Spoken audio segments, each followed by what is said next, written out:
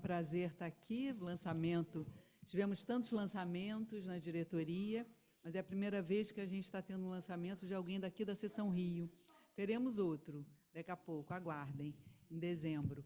Mas, então, a gente vai... Deixa eu só tirar o som. O livro da Ângela Batista, Como Terminam as Análises das Mulheres, Arremates Clínicos do Feminino, com essa capa linda. E temos como convidada Márcia Rosa, de Minas. E, então, eu vou coordenar e depois primeiro a Ângela vai falar um pouco, apresentar o livro, a Márcia vai fazer um comentário e depois vou abrir para vocês. É claro que eu tenho aqui alguns comentários a fazer, mas também dispenso, se vocês forem falar, eu fico quieta aqui. Então, vamos lá, Ângela, fala você. Esse ou esse? Oi, gente, está muito baixo, eu não escuto nada. Ah, tá, é porque agora melhorou? Agora melhorou. Ah, é porque eu falei longe, desculpa, Márcia, tem que falar bem Vocês vão ter que perto do falar mais microfone. perto, senão não Tá, consigo isso aí. ouvir nada. Tá ótimo. Márcia, e agora? Você está me ouvindo? Não, Não. fala desse aqui. Peraí. Oi, oi, oi. Está ouvindo, Márcia? Está baixo, mas eu consigo ouvir.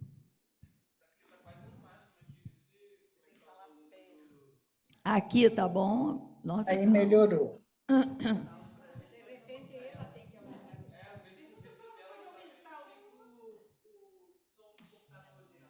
Você pode aumentar o som do seu computador? Já pus no máximo. Bom. Então, vamos começar? Bom, então, boa noite para vocês, bem-vindos. Estou meio rouca. Bom, aqui, está ouvindo, Márcia? Tá. Então, inicialmente, né, o livro eu fiz em 4 partes. Uma introdução, a parte 2, irrupção do feminino, a 3, invenção, 4, arremates e identidade sintomal. Bom, eu acho que eu posso falar... Alô? Oi. Vou falar uns 12, 13 minutos, não mais que isso. Bom, como apresentar esse livro? Uma certa inibição, uma satisfação e, hoje, um esforço de transmissão. O tema do incurável, e mais particularmente o que seria um final de análise, sempre me acompanhou. Muito tempo em análise, uma experiência de final de análise e um retorno a me analisar. Destaco na introdução do livro que uma análise pode mudar o modo de um sujeito se virar com a pulsão como aquilo que é mais seu e que insiste em uma vida. Me servi do significante arremate entre cortes e suturas, um caminhar com relação à análise, e esse significante, eu gostaria de dizer, que ele me chegou certa vez, quando eu entrei em uma galeria de arte em São Paulo e me deparei com a caixinha de costuras de Rivane Neuschalder, cuja obra é a capa do livro. O significante arremate me acompanhou pela vida. Sou filha de modista e os panos tiveram um lugar especial. As análises me ajudaram a não acreditar muito e fazer bom uso deles, considerando a precariedade dos semblantes. Minha experiência clínica também me levou a pensar na evidência de um real que insiste do lado mulher, seja na devastação pela demanda de amor, assim como na estranheza com o corpo. Freud tomou o falo como bússola para pensar a diferença sexual e dar ao sujeito um lugar subjetivo. Lacan se deparou com algo não abordável pela via do real sem sentido, que chamou gozo opaco, equivalente a um ponto intransponível em uma análise. Há, então, aí uma disjunção entre anatomia e sexualidade para todos. S de abarrado indica o gozo feminino. Sejam os analisantes homens ou mulheres, haverá, porém, uma diferença nos modos de gozo. quer dizer, o S de abarrado indica o gozo feminino, tanto para os analisantes, homens ou mulheres, porém, há uma diferença nos modos de gozo, é o que eu tentei sustentar no livro. Do lado do homem, da tábua da sexuação, ocorre a resistência em abrir mão do gozo fálico e se separar de seu objeto da fantasia para ir em direção à alteridade que uma mulher encarna. Do lado mulher, o que surge é a dificuldade com o próprio gozo fálico, que oferece certa garantia de existência, como proteção ao ilimitado do gozo. Ressalto que a direção do final de análise do falacer é um não todo. A diferença se modifica para articular os modos de gozo a partir da clínica borromiana, RSI, que se rearrumam de forma inédita e singular, real, simbólico e imaginário. E aí, a partir dessa clínica, a gente vai ter uma relatividade do nome do pai como regulação simbólica.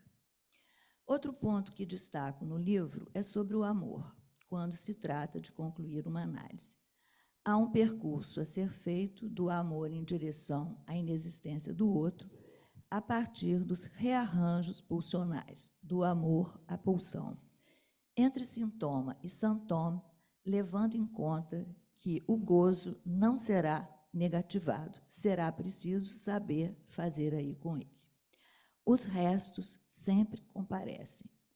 O ponto de partida foi rever as elaborações freudianas sobre o final de análise, tomado como rochedo de castração, deflagrando para o homem uma posição passiva e nas mulheres uma reivindicação fálica. Com Lacan, valorizei a diferença quanto aos modos de gozo. Apresentei que o feminino, além do gênero, reconhece o caráter de semblante de todo universal. Destaco as soluções singulares, os arremates, manejos possíveis, soluções não todas, que cada um consegue para bem dizer o que escapa ao sentido e que insiste. Entretanto, a clínica do feminino, do lado mulher, encarna um real menos dócil ao sintoma. Há um elemento silencioso no feminino que não está referido ao significante, mas ao impossível de dizer. Aquela sigla, né, S de abarrado, que falta um significante que possa dizer a mulher. No livro, faço um recorte através de figuras literárias por relação à objeção que a mulher faz ao saber, pois nenhum corresponde àquilo que poderia dizer seu ser. A questão é sobre a existência e não sobre a exceção. O tema da parceria, o tema do amor, no campo do aforismo não há relação sexual, me interessou de modo especial por relação ao final de análise das mulheres.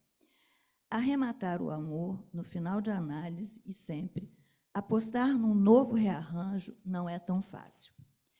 Destaco, portanto, que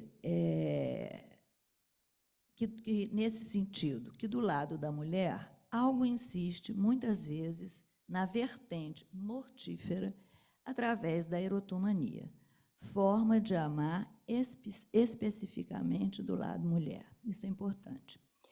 O matema lacaniano, a mulher não existe, nos dá uma indicação de que não há um significante que possa nomeá-la. Portanto, o final de análise deverá ser inventado para ancorar a metonímia da reivindicação de amor e outras que parecem não cessar. Então, toda aquela indicação do aturdito, né, como fazer outra para ela mesma, né, sem cair no ilimitado. O esforço de Lacan no Seminário 20 foi tentar dar conta do amor na sexualidade feminina. Aliás, ele disse que só falam disso no final de sua vida, que só falou disso no final de sua vida. E, nesse sentido, eu também pergunto no livro como tratar o exílio entre os sexos.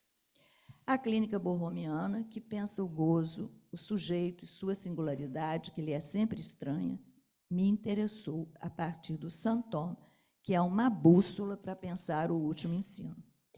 Então, como pensar a dimensão do passe e o final de análise? Que eu também trago no livro 2 passes, né, que nos ensinam também sobre o que pode ser um final de análise do lado mulher. A passagem do inconsciente transferencial ao inconsciente real, onde o inconsciente perde o sentido de decifração. Uma relação se modifica no analisante, que não mais será uma transferência com o analista, mas com a escola. Eu acho que isso também é um ponto muito fundamental. Quero também ressaltar uma nova amarração do falacer com o Saint-Homme e com o seu incurável. Os passes que trabalhei ensinam sobre esse percurso. Outro ponto importante, que é, assim, eu trabalho no livro de diversas formas, né? Quer dizer, a elaboração freudiana sobre a sexuação tomou a forma de um mito, o Édipo. Lacan reinterpreta, por meio da metáfora paterna, o laço entre a função do nome do pai e o desejo da mãe, e acrescenta a leitura sobre a sexuação. Então, a gente tem 2 modos de pensarmos o final de análise. Pelo Édipo, na querela dos sexos, ter e ser, travessia da fantasia. E pela sexuação, modos de gozo. Não todo, o gozo todo e não todo, e a identificação ao Saint-Homme, que também é uma outra indicação de Lacan, que me parece preciosa. Voltando a falar do amor e as parcerias, né, que eu dou uma ênfase muito especial no livro, Lacan diz que um homem pode ser pior que um sintoma para uma mulher, quando lhe escapa a possibilidade de reinventar essa outra para si mesma. O parceiro sintoma é a dimensão do real do parceiro insuportável. Conhecemos bem essa dimensão do real do parceiro como insuportável para cada um. Podemos dizer que a mulher ama o amor e é mais parceira do amor que parceira do homem. Eu até tenho um texto muito interessante, que as duas formas de feminilidade da Dominique Miller, onde ela conta de como ela não se livrou do homem, mas se livrou do amor. Então, eu acho que isso é um ensino interessante para a gente pensar. Dominique Lohan. Como assim? Não, é exatamente isso. Parece um equívoco, mas é isso mesmo. Ela se livrou do amor. Não, ela se livrou do homem para ficar com o amor. Tem certeza? Bom.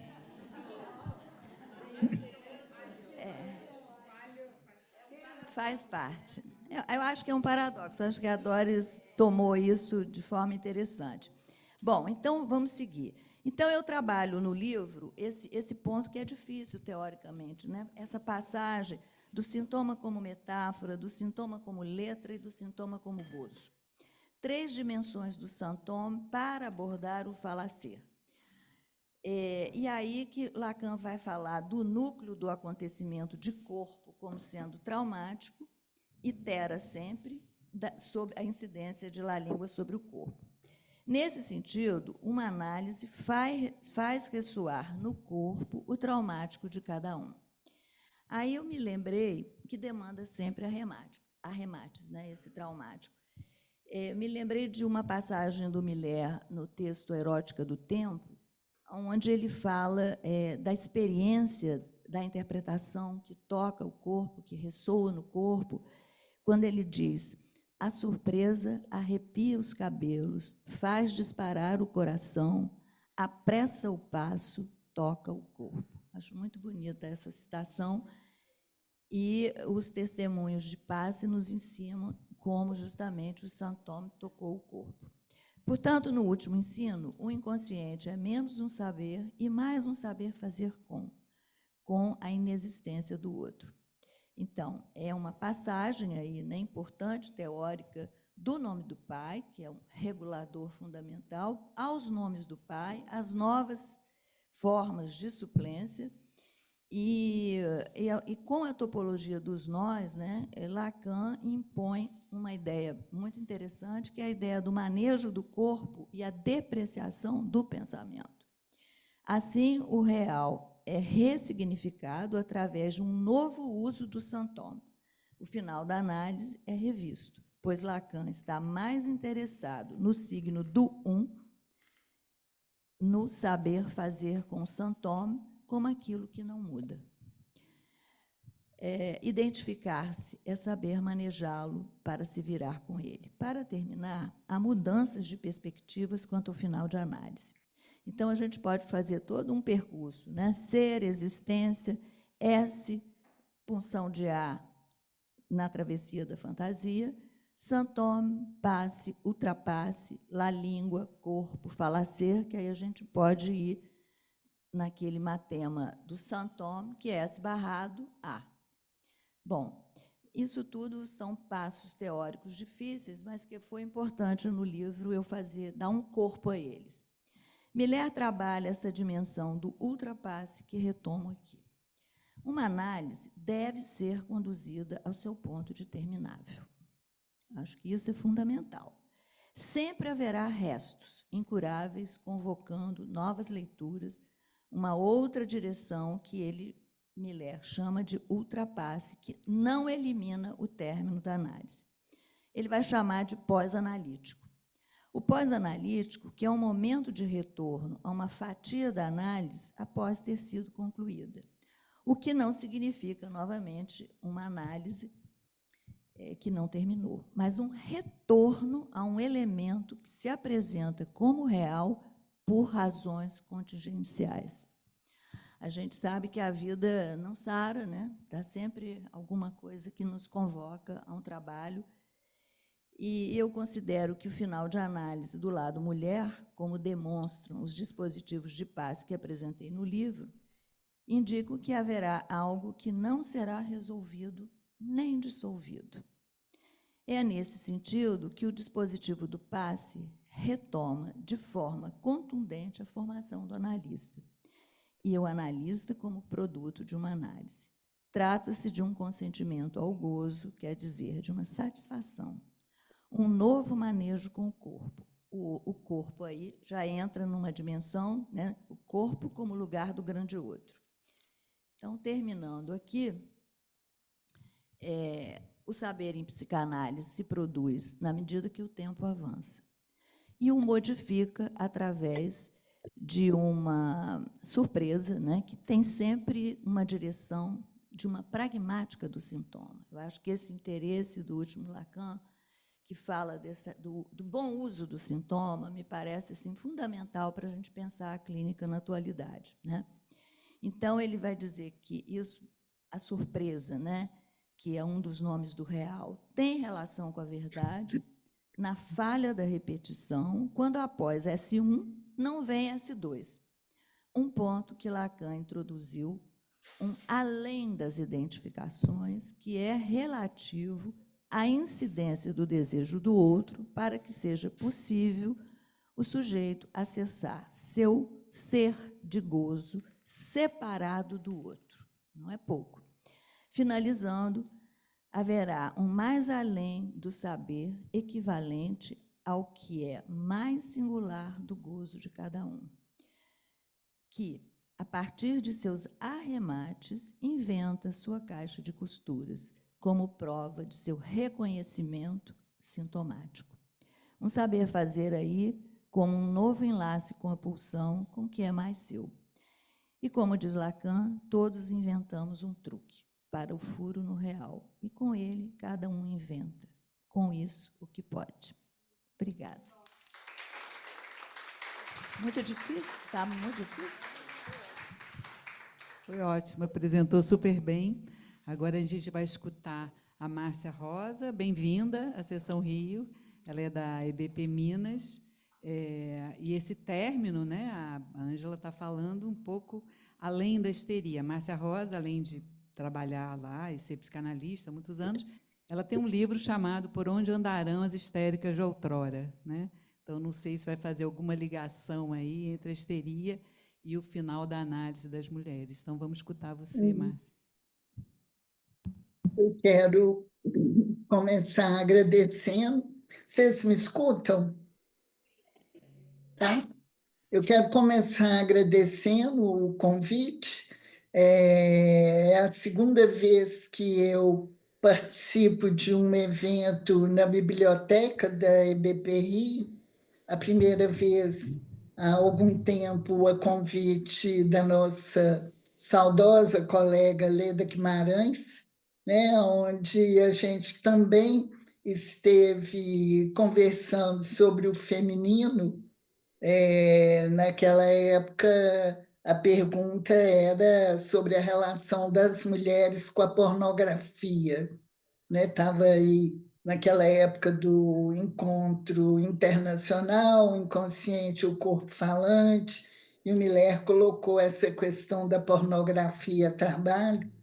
Nesse dia, a gente discutiu um pouco, né, a relação ou não das mulheres com a pornografia.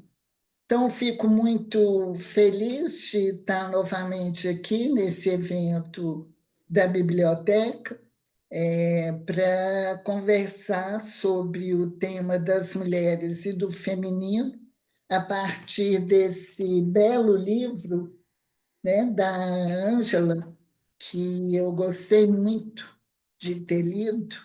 E, então, vou fazer alguns comentários aí a partir do que foi me suscitando, né? São mais comentários do que propriamente perguntas, né? Embora eu também tenha saído com algumas perguntas. Por falar em pergunta, o livro toma como título uma pergunta, né? Como é que terminam as análises das mulheres. E me pareceu que o próprio livro já propõe uma espécie de primeira resposta, que é sobre os arremates clínicos do feminino, né? Então, a gente pode, de início, pensar que as análises das mulheres terminam pelos arremates clínicos, né? Arremates clínicos aí, mais especificamente, com relação a esse ponto aí que é o feminino. Mas a gente pode, então, se perguntar por que são necessários arremates, né? Os arremates, a gente sabe, tem a ver com os acabamentos. Me evocou aqui também o título do curso do Miller, As Coisas de Fineza, né? Então, o acabamento dá uma certa fineza, né? Aquilo que se produziu. Embora há não muito tempo atrás, a moda eram coisas mal acabadas, não arrematadas, né? Eu acho até que Ângela talvez pode dizer isso, né? Que ela vinha aí da história com a mãe modista, se ainda está em moda, né? Essa coisa do não arrematado, do mal acabado, né? Mas, de qualquer modo, quando se trata aí do feminino, né, essa ideia aí do arremate, da fineza aí que está em jogo no trabalho de final de análise, me parece muito, muito singular, né, muito interessante e muito singular. A gente poderia seguir um pouco com a pergunta, né? Por que são necessários arremates?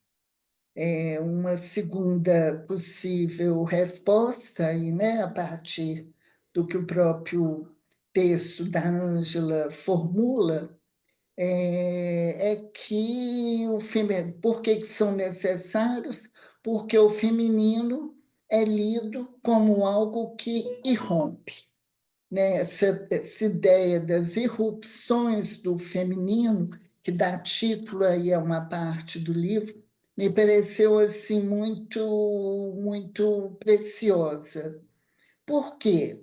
Porque ela nos sugere que é impossível se instalar no feminino, né? Se a gente define aí, como a Ângela definiu, né, o feminino aí, pela proximidade com a coisa, com o das Ding, com o real, com o S de abarrado, a gente poderia pensar que seria impossível a um sujeito, seja ele um homem ou uma mulher, se instalar na coisa, no real.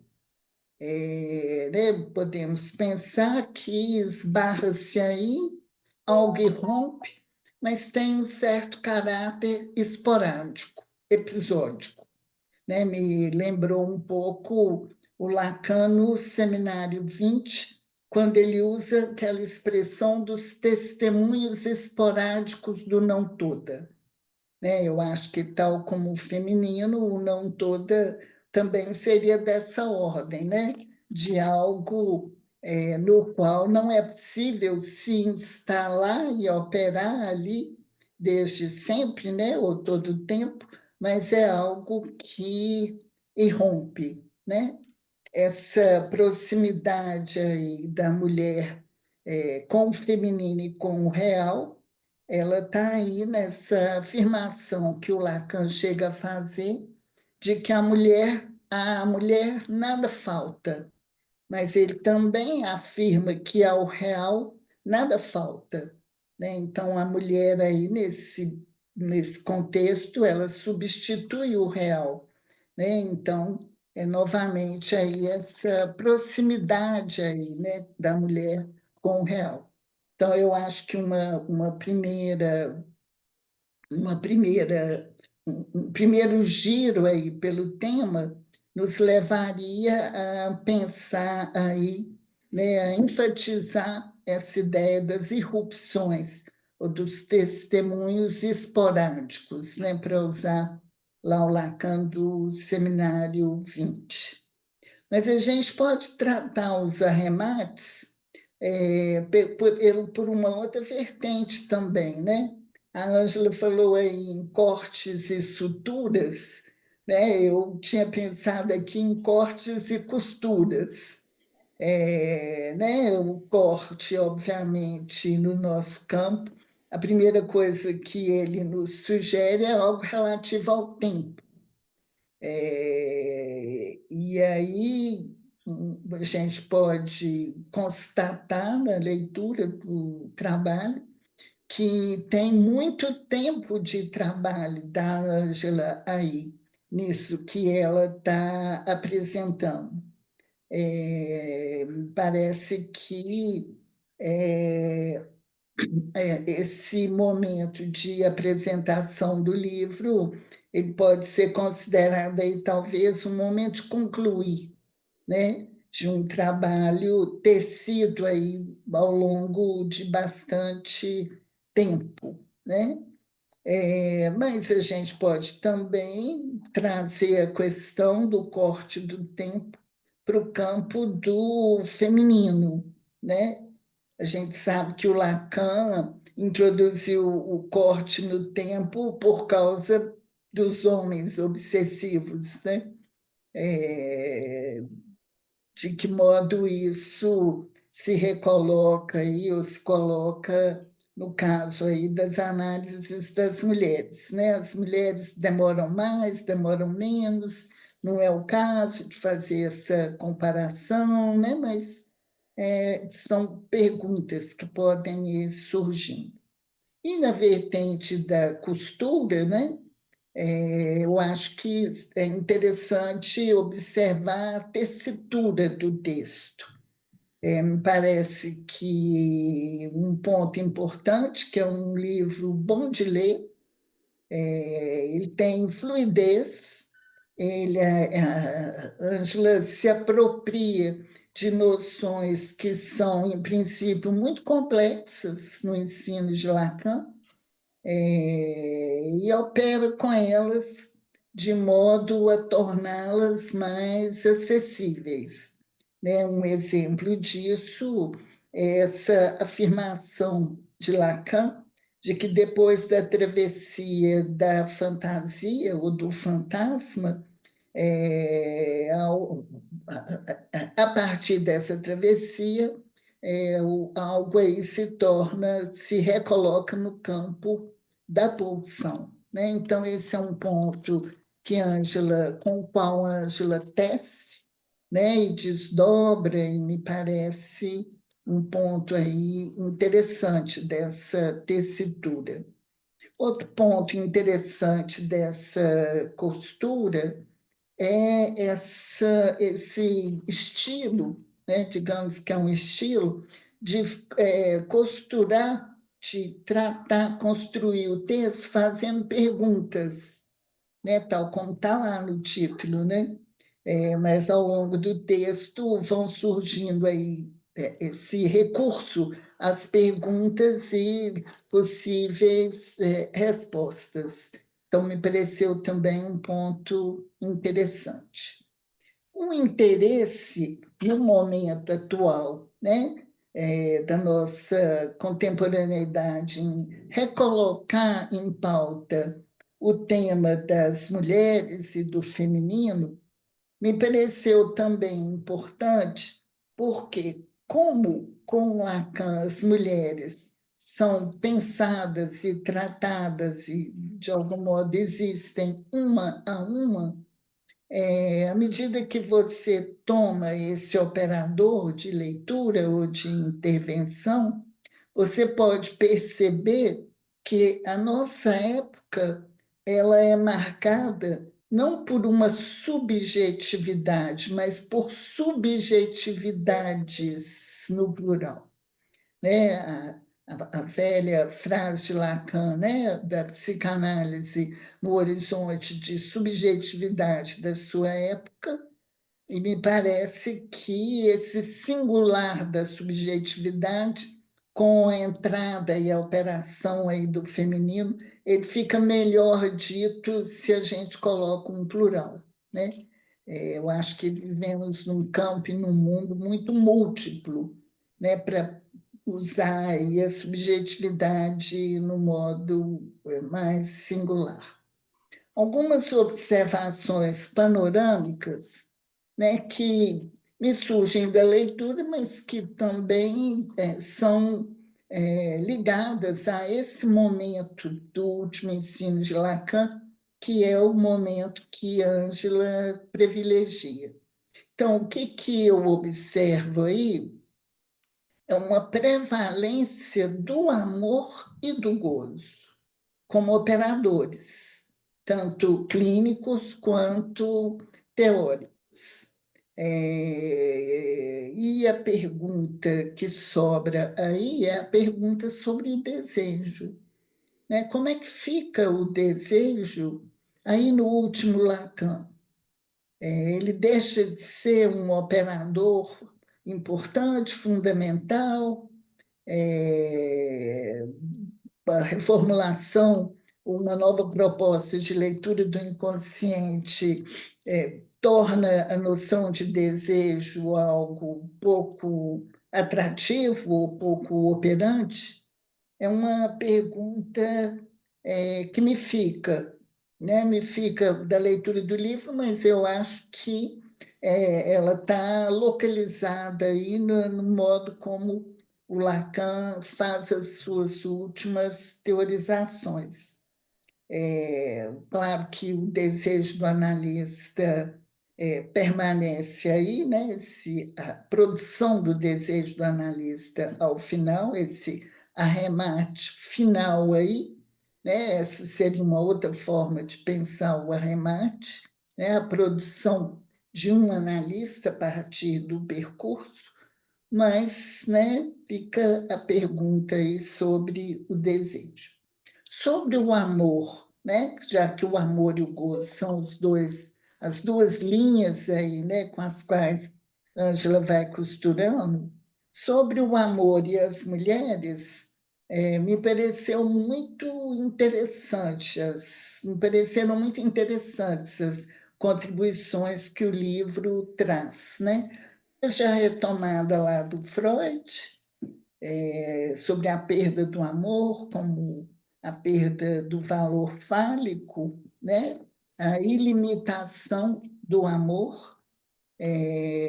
Um outro ponto que me pareceu muito interessante e original é essa ideia de que a mulher não existe, mas existem símbolos e imagens com a aparência de semblantes. E Ângela, então, propõe que a invenção de um significante que nomeie a mulher é importante até para retirá-la da demanda infinita de amor.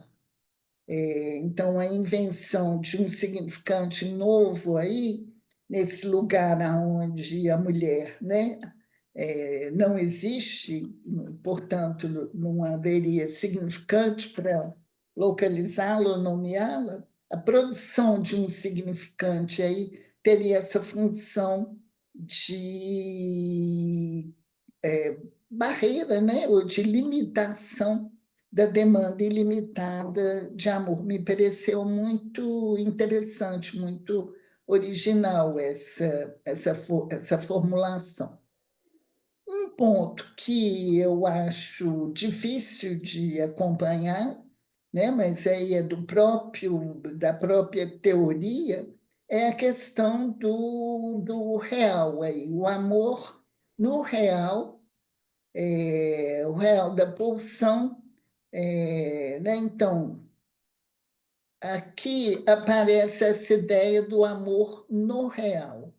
Eu penso que talvez fosse mais interessante dizer da dimensão de real no amor, porque aí você vai ter também a dimensão imaginária, a dimensão simbólica, né? Um amor real, ele seria o quê? Ele estaria localizado lá no oeste de Abarrado, e ele seria uma devastação sem fim, né? Mesmo porque, se ele está ali na dimensão do real, ele não atravessa e encontra o falo do lado mulher, né?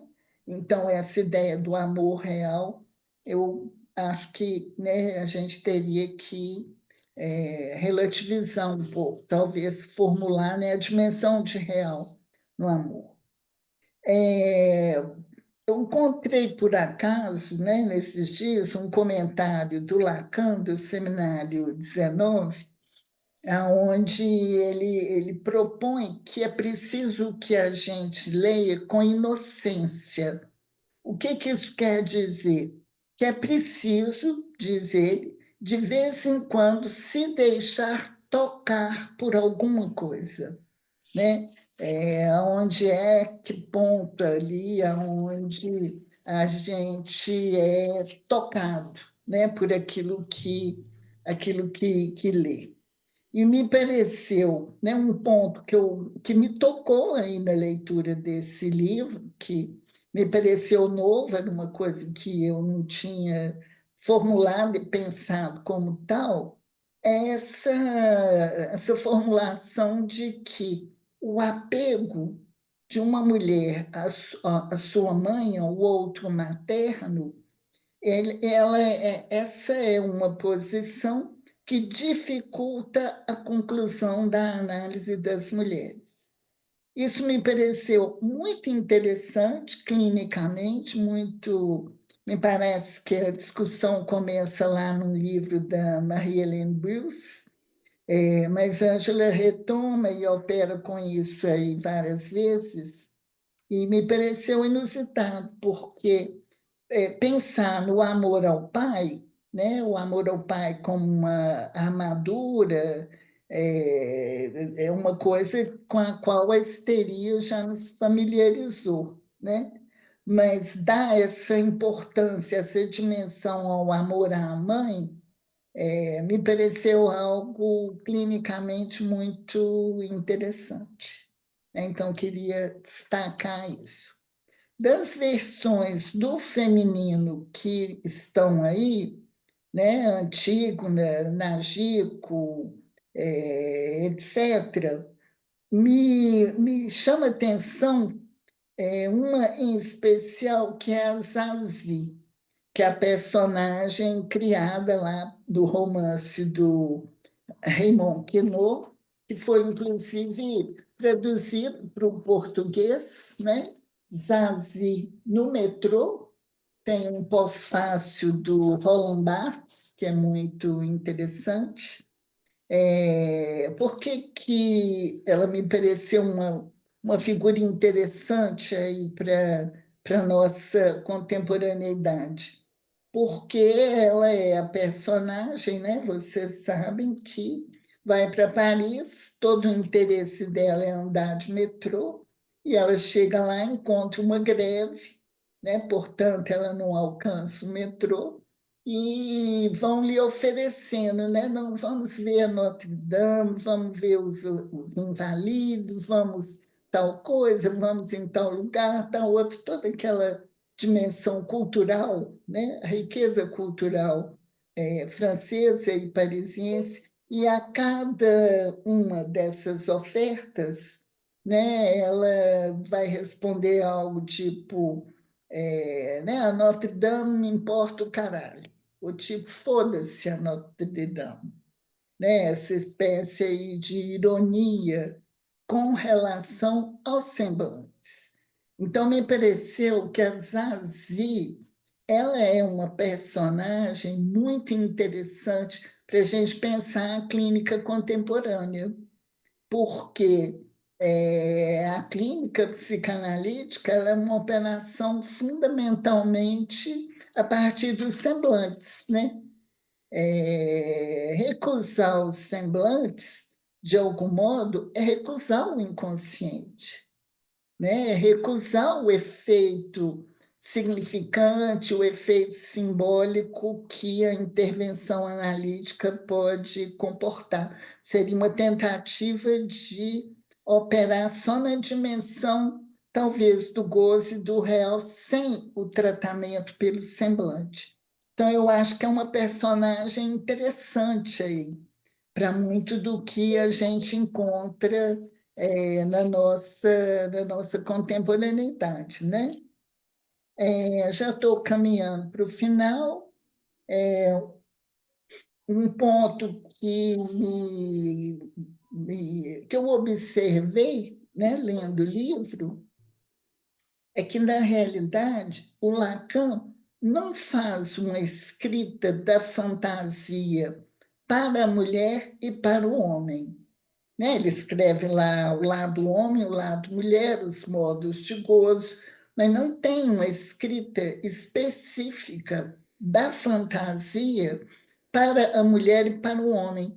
E, nesse caso, ela aparece como uma escrita da neurose obsessiva e da histeria, né? A gente tem o matema do fantasma da histérica e a gente tem o matema do fantasma da neurose obsessiva, né? Mas a gente não tem o matema da escrita da fantasia, né? O Lacan chega a falar, a Ângela retoma aí, a questão do desejo, ele chega a fazer uma escrita do desejo do lado homem, do desejo do lado mulher, mas não da fantasia.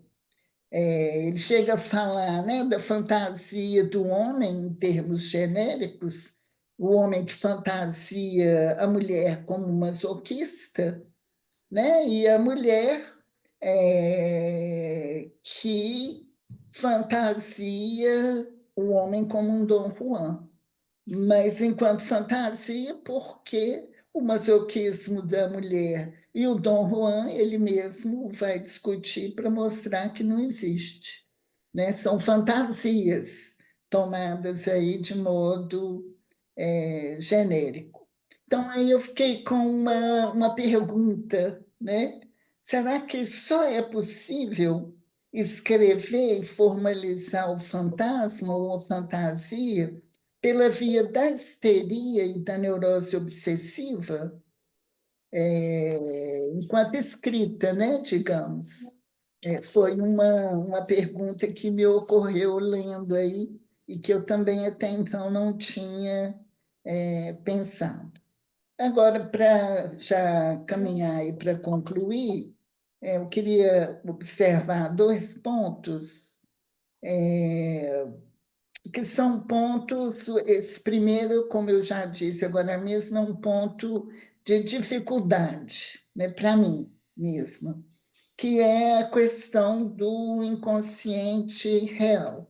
Eu acho essa noção muito complexa e de difícil operação clínica, né? O que não quer dizer que não se possa discuti-la, operar com ela, mas eu acho que ela comporta aí uma complexidade que a torna difícil. Então, por exemplo, uma afirmação que a Ângela faz aí na página 112, numa referência a um comentário do Miller, para mim é difícil de acompanhar. Eu teria que desdobrar um pouco mais para entender. É o seguinte: é preciso pensar o inconsciente real e o fim da análise como um inconsciente sem recalque. Eu acho muito difícil pensar isso, porque pensar o inconsciente sem recalque seria um inconsciente dissolvido e não desabonado, né? Uma coisa é desabonar o inconsciente, não ser assinante mais, não ficar ali analisando sonhos, atos falhos, etc, etc. Isso é um desabonamento. Mas dizer que, no fim, a gente tem, com o inconsciente real, né, um inconsciente sem recalque, eu acho audacioso demais. Eu não chego lá, para ser sincera. Eu acho. O próprio Lacan, no Seminário 24, né, quando ele pergunta o que é o destino das identificações no final de análise, ele diz: e o inconsciente? E ele vai responder: resta outro, no sentido aí de que resta com uma alteridade, não há um esvaziamento do inconsciente, né? Em benefício do inconsciente real. Agora, então, eu me instalo no inconsciente real e a minha análise terminou. Eu não consigo, né? Eu teria que desdobrar, ler um pouco mais aí o momento que o Miller afirma isso, mas eu acho difícil de entender, né? O inconsciente real como modo de gozo. Então, é um ponto aí, né, que estou convidando a Ângela, né, caso ela queira, talvez ela possa me ajudar aí nesse ponto. E, para finalizar, eu tenho uma pergunta. Eu começo com um breve comentário do Lacan, também no Seminário 19, onde ele diz o seguinte: um texto, como indica o nome, só pode ser tecido em se dando nós. Quando damos nós, há alguma coisa que sobra e que fica pendurada, né? Então, o que eu acho que sobrou aí e que eu queria perguntar à Ângela, né, por quê? É a noção de escabelo. Né? Ela está aí dentro de todo esse contexto aí que você trabalhou, Ângela, e principalmente com a ideia da costura, do tecido, etc. Essa noção de escabelo me pareceu, inclusive, dos próprios relatos de passe, né? Me leva a mostrar como que, se o final produz uma escabelastração, o testemunho ele recoloca algo da dimensão do escabelo. Por que que eu acho isso interessante também?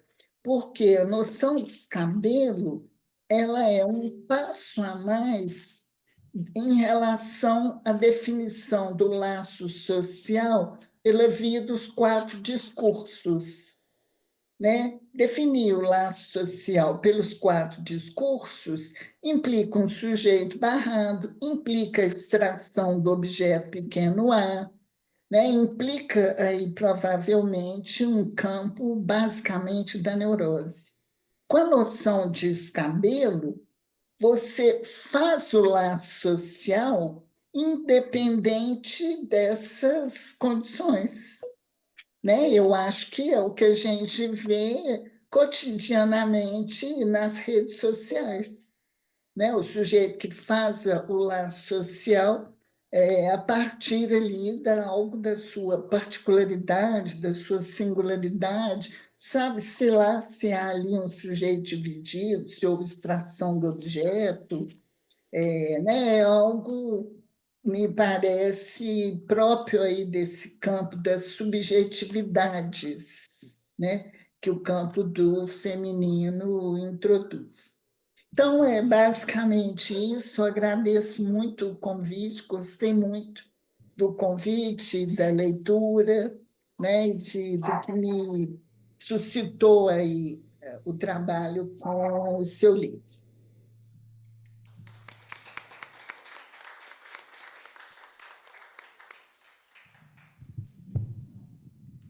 Bom, eu não sei se vou conseguir responder, Márcia, assim, as perguntas, né? Oi? Está ouvindo, Márcia?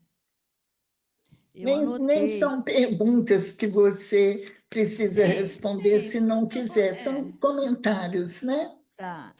Não, eu achei interessante essa pergunta inicial, né? Porque é tão necessário os arremates. Gostei dessa pergunta. Bom, então vamos fazer isso? Prefiro também. Vamos abrir um pouco para as pessoas comentarem, depois eu falo.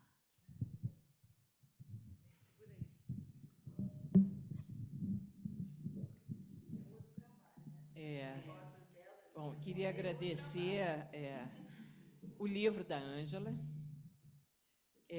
e a Márcia Rosa, seus comentários. E eu acho que eu teria algumas respostinhas para essa pergunta que você fez para a Ângela sobre desejo e escabelo, né? Que seria o seguinte: o livro. O livro tem a ver com desejo, com escabelo. É como eu vejo. E você começou falando desse belo livro, né?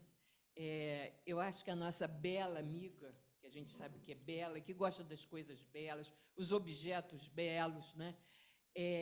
Ela tem algo que ela fala no começo do livro e que me tocou. Vou falar porque ela é minha amiga também, né? Que é alguém que tenha coragem de fazer análise, né? Então, eu acho que a Ângela... voltar, né? Tantas vezes. E também voltar, né? Quando necessário. Mas ir, você teve a coragem, e volta e meia você se encoraja também, de ir além do belo, que é essa barreira que o Lacan coloca no Seminário 7. Né? Então, eu acho que isso é fundamental nesse livro, né? Quem conhece a Ângela. Além do belo, e vamos dizer, e se expor, né? O Lacan, e muito elegantemente, né? Mas o Lacan fala que o psicanalista trabalha com o imundo, né? Ele fala isso naquela conferência que ele fez em Roma, antes da terceira, né? Então, vamos dizer, tem o belo e tem o imundo. E a gente, quando entra numa análise, né? Então, também como você conseguiu falar desse além do belo nesse seu livro.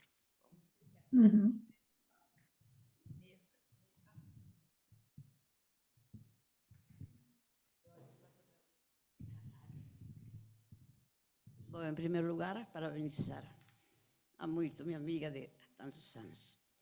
A Márcia Rosa, quem participou da minha banca de doutorado, jamais esquecerei, Márcia. Suas palavras foram excelentes. Agora, só para a Ângela, que tenho que falar pouquinho, né, Ângela? Ângela me perguntou 1, 2, 3 vezes, você leu meu livro? Você leu meu livro? Eu disse para ela, Ângela, só tive tempo para ler até agora o final. E eu reli o final, mais uma vez, para talvez falar alguma coisa para você. Isso do novo, fazer alguma coisa nova ou novo com o resto do gozo no final de análise. Não muda. Bom, isso que não muda. Então, eu fiquei todo o tempo pensando nisso. E, de repente, eu me lembrei que, em algum lugar, como se diz, acho que no Seminário da Angústia, o Lacan diz, por que não uma mulher, né, mais verdadeira e mais real? E eu disse, bom, talvez se trate disso, Ângela. Não sei se você, para você é a prova disso, né? É o seu livro e o seu percurso. Obrigada. Hein?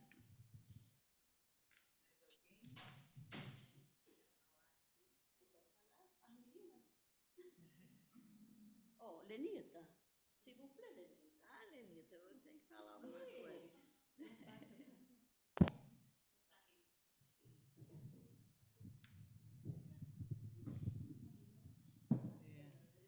O que eu falaria seria um pouco essa capa, ela é linda, né? É uma obra de arte. Será que é isso o final de análise? Ou é só um botãozinho soltinho aqui, uma linhazinha que a gente não sabe o que faz e dá um jeito? Quer dizer, a gente não consegue acho, chegar a essa beleza, todo esse arremate, é um arrematezinho que sobra ali alguma coisa, né? Então, eu achei. Mas essa belezona. Eu acho que você pode terminar uma análise, né, com um rematezinho que valha por isso aí, né, que valha a pena, né, porque isso aí é lindo. Esse acabou. Né? Isso aí é lindo, né? Mas eu admiro muito, eu queria falar um pouquinho assim agora, mais da Ângela até do que do livro, talvez. Porque a gente é amiga há muito tempo também, então tem um acompanhamento assim um pouco da vida, das análises, dos amores, né? E aí me admira muito, né, assim, o trabalho, né? O trabalho que a Ângela fez e faz, né? Fico muito agradecida e fico muito vamos dizer, agradecida mesmo de tomar contato, né, com essas palavras dela, até onde ela já foi, né? É isso aí. Agora, só uma coisinha. Se houver tempo, eu gostaria que você repetisse um pouco. Oi, Márcia. Obrigada também, Márcia Rosa, minha colega de BH. Eu gostaria, se houvesse tempo, se você falasse um pouco mais dessa diferença que você está fazendo do feminino na mulher e no homem, no final de análise.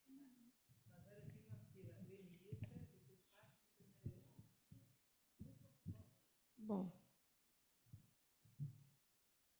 Ângela, eu não ia falar nada, não, mas achei melhor falar, já que nós somos amigas, já que nós tivemos a mesma orientadora, que nós nos cruzamos tantas vezes na casa da Márcia Mello, tantas vezes na universidade, e por tantas vezes você, com sua elegância, para além da elegância estética, sua elegância de espírito, ajudou muito a gente a trabalhar, a pensar, né? E aí você veio com essa história hoje do homem. Como era a história do homem, meu Deus do céu? Você falava um homem... Isso. Exatamente. Eu queria que você fizesse, da sua forma elegante de ser, algum comentário a respeito. Agradeço a Márcia Rosa pelas observações sempre muito pertinentes e levantando pontos importantíssimos, porque o trabalho não vai terminar porque você entregou um livro. A partir daí, merece. Tá bom? Muito obrigada, querida. Olha, eu queria também agradecer o prefácio da Maria Silvia, que foi um prefácio muito bonito. Ai, ótimo. Então, eu queria te parabenizar, né, pelo livro, e a Márcia também pelos comentários, que foram precisos, preciosos. E gostaria de te dizer a coragem que você teve, né, de trabalhar tanto na vertente da escrita da sua própria análise, quanto na vertente da escrita de um livro, porque há uma sobreposição de escritas que me interessa muito escutar um pouco sobre isso. Como é que foi a sua experiência, né, de escrita de um livro sobre a sua também escrita analítica, né, que fez um percurso. Então, seria isso.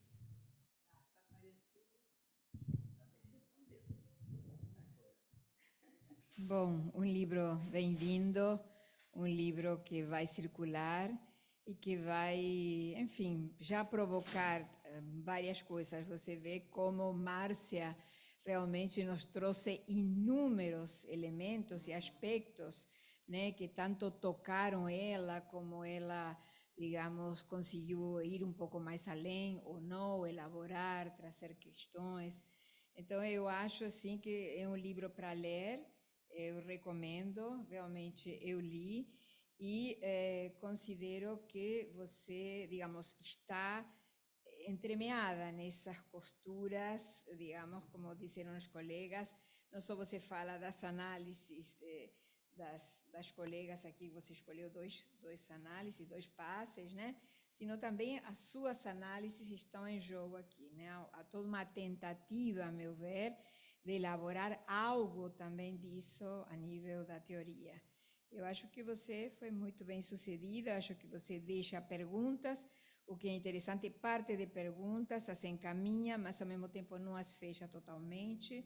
Isso permitirá que outros tomem também o que você deixa e continuem, assim como você também, que parece que já está animada para ir pensando outros livros. Parabéns, Ângela.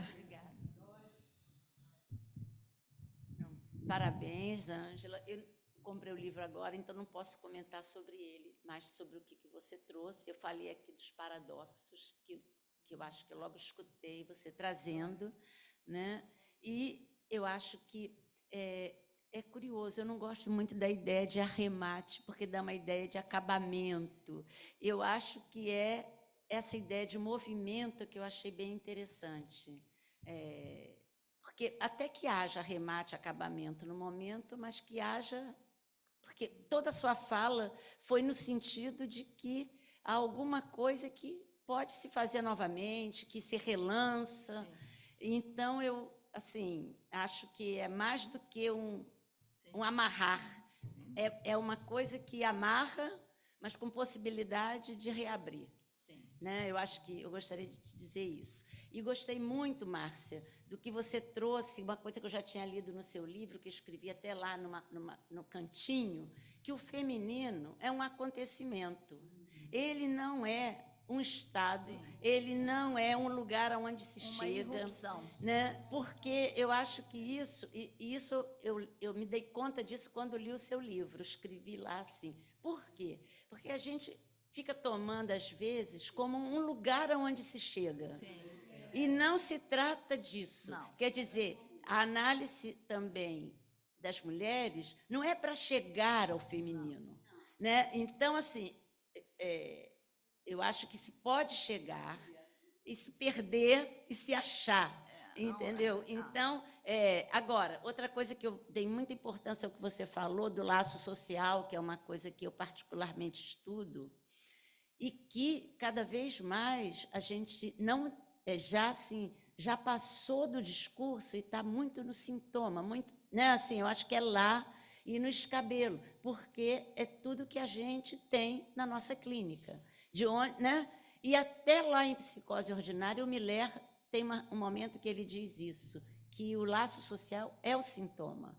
E se é o sintoma com TH, é também o escabelo, né? Então, eu acho que foi bem marcado por você. Então você desculpa, eu estou olhando. Desculpe, Márcia, que eu estou falando com você, olhando para você. Mas, enfim, eu já terminei. Eu queria marcar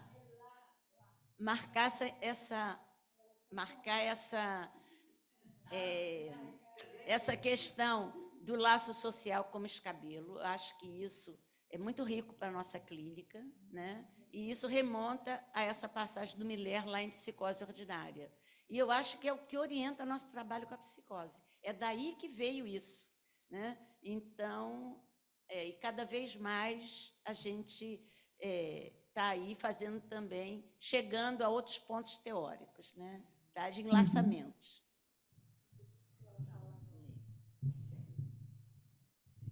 Eu queria, então, aproveitar, né, o que surgiu até da Fátima, falou da escrita, porque eu não li o livro todo, mas li muitas coisas, e aqui na parte da Clarice Lispector, que é uma autora que eu conheço bastante, que você fala uma coisa que eu não consegui entender. Você falou que a letra feminiza, sim, o efeito feminizante da letra.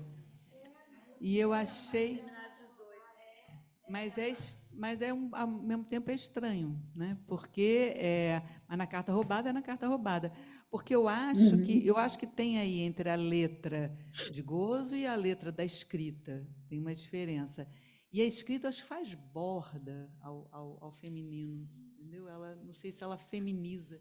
Eu acho um pouco estranho. A letra da carta roubada aí é a carta roubada, que se torna um objeto que circula, né?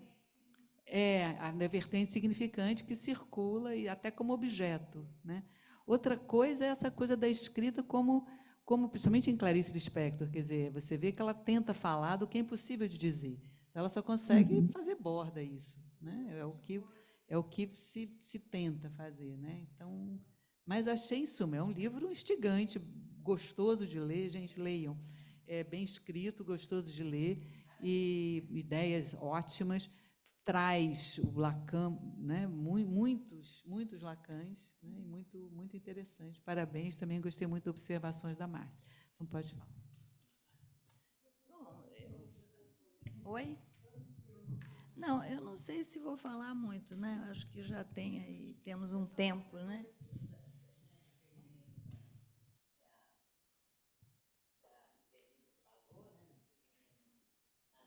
Sim, isso, claro, eu acho que até o livro da Márcia Rosa é um livro fundamental, porque ela trabalha justamente isso, quer dizer, como é que a histérica, né, pode abrir mão da virilidade, né, e fazer o não todo, né, que justamente é o lugar do feminino, é uma oscilação de gozo, porque também a gente não pode pensar, a Márcia tocou aí num ponto que eu achei importante, e eu acho que eu fiz uma pergunta que me acompanhou quando eu estava escrevendo o livro, né, justamente sobre a oscilação do gozo, né, que a gente sabe que, do lado da mulher, a gente fica no fálico e no não todo fálico. A gente está sempre oscilando, né? Isso é muito... de cada uma de nós sabemos do que é isso, nosso corpo, né? Essa sensação de irrupção, exatamente de acontecimento de corpo, que pode advir em cada singularidade, não é só na mulher, né? Isso pode advir também no homem, né? Então, quando eu falei, Lenita, não estava me referindo aos homens, mas eu estava falando com esse modo de acontecimento, de irrupção, que pode acontecer também no homem e na mulher. Por que acontece mais na mulher, né? Essa é uma pergunta que Márcia também trouxe, e eu lembrei que eu gosto muito da leitura de Miller no Seminário 10, para ler o Seminário da Angústia, quando ele diz o seguinte, que é um equívoco a gente pensar que a mulher tem falta. Ele diz assim, as mulheres, né, ele diz assim, elas... não falta nada à mulher. o fundamental, às vezes, da análise é poder fazer a falta falar para que o desejo se constitua, para que o desejo se coloque ali, né? Então, esse apego, né, que também alguém me perguntou, que eu acho muito importante, que eu citei a Marie-Helene Bruce, que ela tem aquele célebre artigo de 2004 sobre a devastação como um sintoma da sexualidade feminina, como ela aponta, e eu acho que é bem freudiano também, porque Freud vai falar da relação pré-edípica da menina com a mãe como alguma coisa que dificulta também o caminhar, né? Por quê? Porque tem uma decepção sempre adiada. A relação mãe-filha traz uma decepção que as mulheres adiam, né? Tem aí alguma coisa que eu acho que é fundamental, né? E que a gente vê muito isso nas análises.